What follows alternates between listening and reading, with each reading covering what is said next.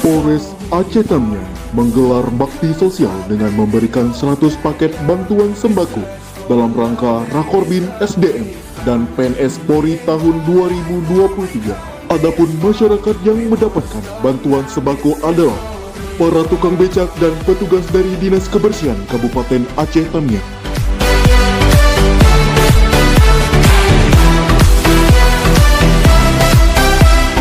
Assalamualaikum warahmatullahi wabarakatuh.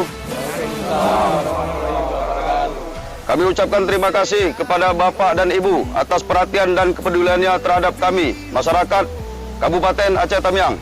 Semoga jajaran SDM Polri sukses dan selalu dalam lindungan Allah Subhanahu wa Ta'ala. Amin.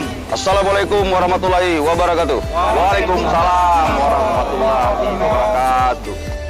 It's who we are, forever young. Light up the dark, break down these walls. That's all we are.